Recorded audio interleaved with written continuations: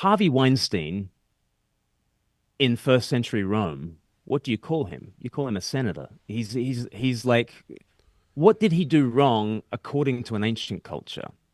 Harvey Weinstein in any other culture other than within this like very strict sexual ethic of the first century is just business as usual. He is simply business as usual. Right.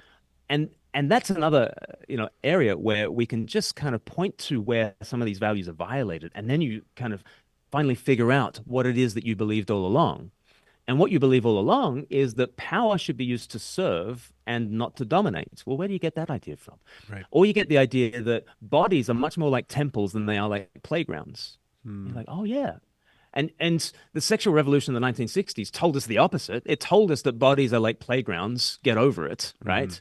But when abuse happens, you recognize that when bodies are harmed sexually, it's not like you fall over in the playground and you bump your knee.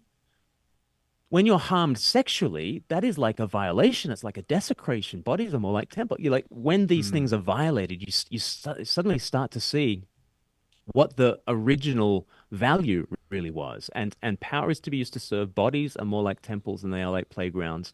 Sex is a sacred thing, right? Which is why it's a desecration when it goes wrong.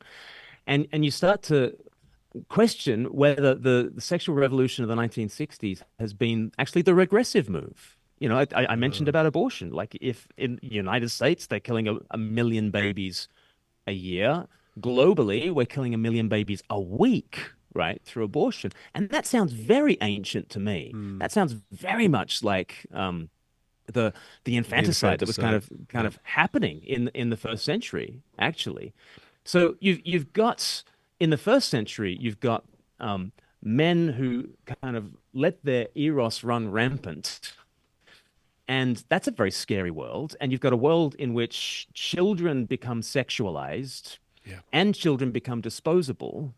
Yeah. And you ask the question, does the 1960s bring us forwards, or did that sexual revolution actually take us backwards? Hmm. So I would challenge the critique, like from the ground up.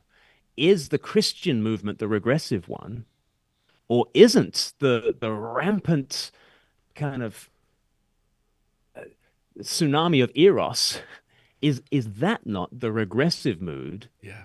Is that not the regressive move that actually shrinks us as people and leads to less flourishing? Hmm.